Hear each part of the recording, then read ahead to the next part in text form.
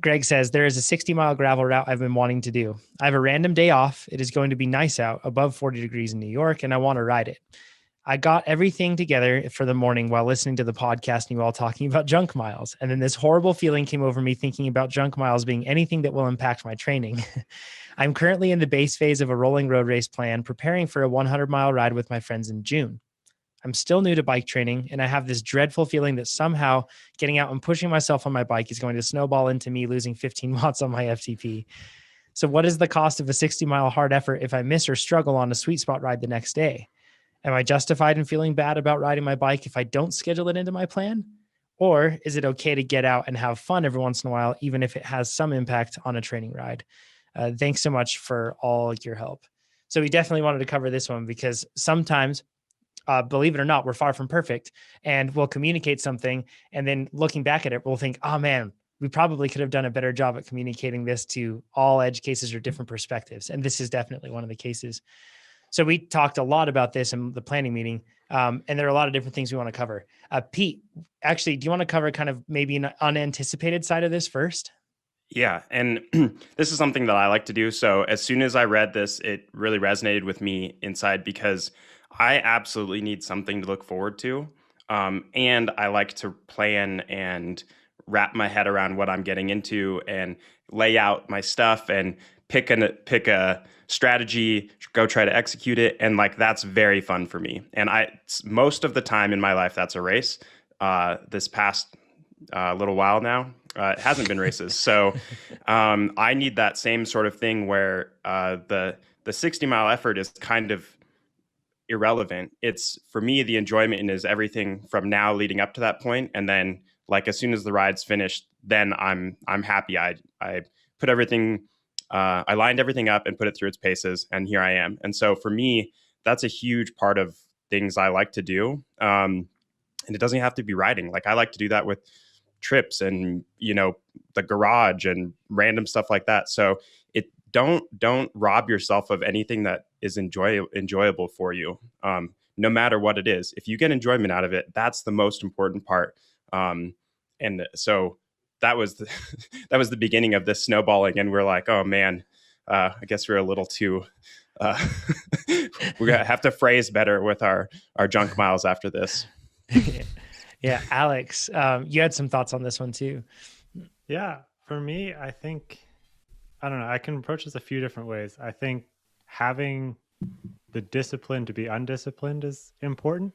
So knowing that like, I'm going to go do this 60-mile ride, but I know it's going to refuel the mental side of me, so that I can hit the next 4 weeks of workout. So it's like, in short-term thinking, it may not be the perfect workout. It may not be your sweet spot or your zone 2 or whatever, but for the next 4 weeks, you'll be dialed, you'll be stoked. You'll be like, I got my ride in. And it's like, if you need to sprinkle those in, like at the end or beginning of each training cycle, wherever you deem it makes a lot of sense to have that motivation for the next 4 weeks, it'll overall put you in a better position. So it's like, it's kind of like striving for perfection in a way. If you try to be this perfect person and you fall short, then you just are like, nah, can't do it. But if you set it up to your personality, where it's like for me, I would look at this and be like, okay, well, I'll make it a really long zone 2 ride, because mentally for me, that checks boxes. It's like, okay, I got a big endurance block in, but it was fun. I got to do a new route. Okay, now moving on to the next thing. But that doesn't necessarily work for everybody. It's like, if you just need a day off where you don't even bring your head unit, take it off, go for that 60-mile ride, enjoy it, get that like emotional, like mental boost, and bring that into your next 4 to 6 weeks of training. And I think it's just something I've been really good at in the last 2 years has been tailoring my training to my style. I'm very analytical. I like weighing my food. I like hitting power targets. So we train that way because it works for me. But find out what works for you to keep you consistent. Like I want to bring it back to our theme of consistency. If this will help consistency in the long run, it's a good thing. And I think, I'm guilty of it as well. When we were talking about the junk miles, like I still hate that name. Like just because they don't have a physical purpose or a zone or a power target doesn't make them useless. Yeah, well said. Well said. Amber. I mean, I agree with everything these guys have been saying. And I'll just add to that, never feel bad about riding your bike. It's riding your bike, pedaling. I mean, every pedal stroke that you do when you get on your bike is constructive. It's reinforcing good patterns. It's teaching you new things. You can learn how to be a better bike rider every time you get on your bike, regardless of whether you're doing structured training or not. And of course, we here are very big fans of structured training because we know it works so well. But exactly what Alex and Pete said, you have to find those things that are going to stoke your fire. And if that includes unstructured training, which for me, absolutely it does. I like both. I really enjoy the structure. I think it gives me something to focus on. It gives me really great metrics and benchmarks to see and get that progress that really helps motivate and reinforce what I'm doing and build my confidence. But on the other hand, that's great until it's not, right? So balancing that with some big, fun, unstructured adventure rides with friends. Maybe right now it's just unstructured adventure rides.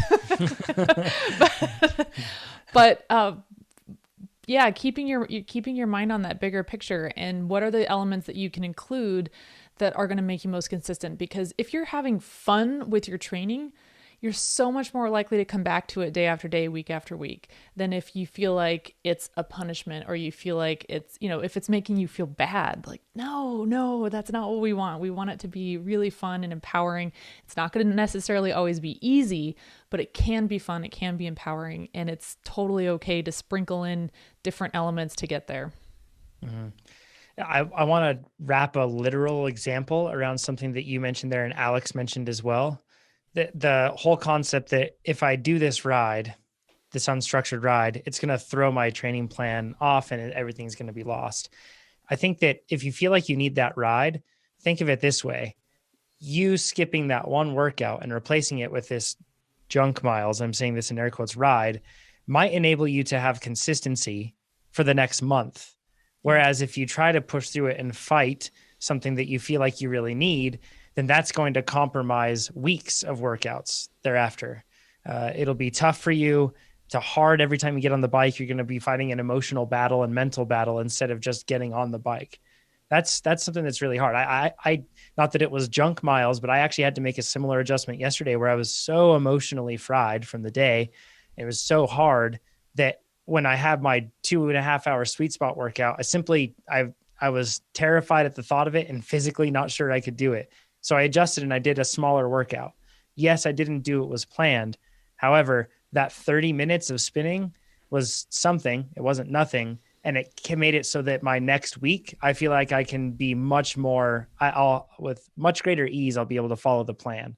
So it's kind of like what Amber was talking about, thinking of the big picture. Like, it's not the end of the world when you do that. And in fact, it's actually a good thing. One thing I did want to mention though, is sometimes I found that I get into a habit with having this release. So like, one thing that I've mentioned before on the podcast is that on Saturdays, I like to have, especially during the summer, Saturdays, I leave open of my structure, or I'll have a workout that I'll do in the morning, and then I'll have my long ride, something like that. Because that long ride is like emotionally fulfilling for me. I get time on the bike to just focus on riding the bike itself, building skill, riding awesome trails, seeing beautiful things. But that might look different for some of you. That may be a group ride, maybe something else that you do.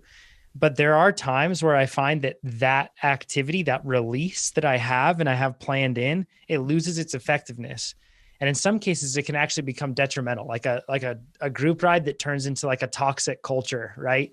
We all know of toxic group rides. If it's going to that group ride every time afterward, you feel like completely smoked and just like emotionally taxed because it's such like a typical toxic group ride environment, then maybe just don't then be analytical about that.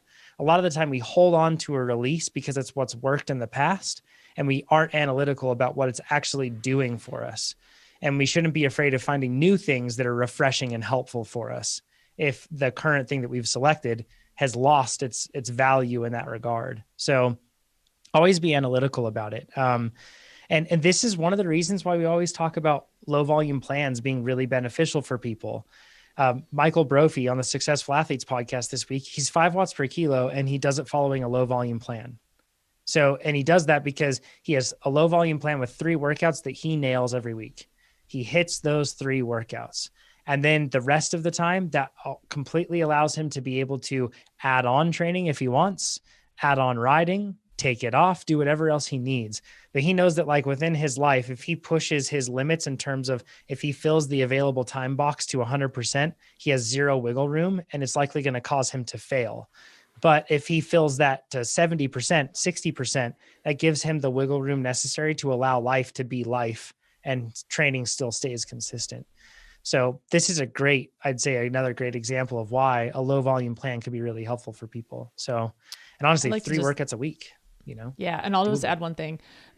Jonathan talked a little bit about finding the thing that's going to bring you balance and lift you up and help with that consistency. You can also create that thing if you haven't found it, right? So if you haven't found a group ride that has the vibe that you're looking for, make one.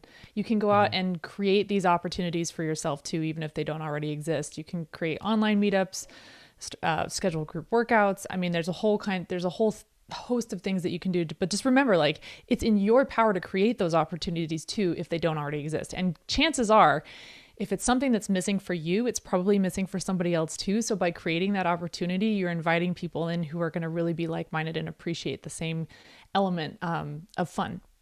Yeah. So Pete and I have done, right, Pete, with our 10-mile TT challenge that we did one week. We haven't done it any other week, but we will do it. So actually you did more than I did one more, but now it's snowing everywhere, which is really dampers our